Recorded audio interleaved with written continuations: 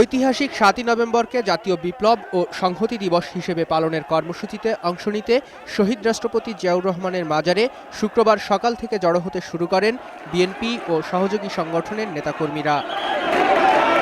বেলা ১১টার কিছু পরে নেতাকর্মীদের সঙ্গে নিয়ে মাজার প্রাঙ্গণে আসেন দলের চেয়ারপারসন বেগম খালেদা জিয়া। শ্রদ্ধা নিবেদন শেষে তিনি অংশ নেন ফাতেহা পাঠ ও বিশেষ মোনাজাতে। পরে সাংবাদিকদের সঙ্গে আলাপের সময় দলের ভারপ্রাপ্ত মহাসচিব মির্জা ফখরুল ইসলাম আলমগীর আওয়ামী লীগ নেতাদের জিয়াউর রহমানের বীরুত্তম খেতাব কেড়ে নেয়ার দাবির সমালোচনা করেন। তাদের এই ধরনের একটা প্রলাপ ছাড়া কিছু নয়।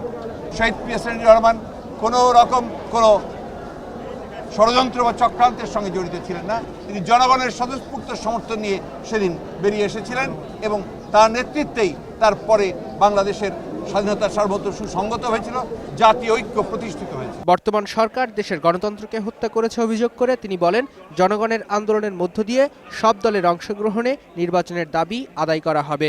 গণতন্ত্র আজকে শুধু হুমকির সম্মুখীন, গণতন্ত্র আজকে ধ্বংস হয়ে গেছে।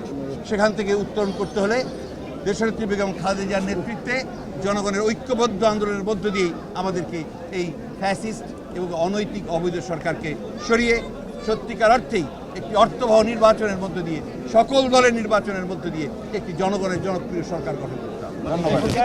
জাহিদ জন, ২১ টেলিভিশন, ঢাকা।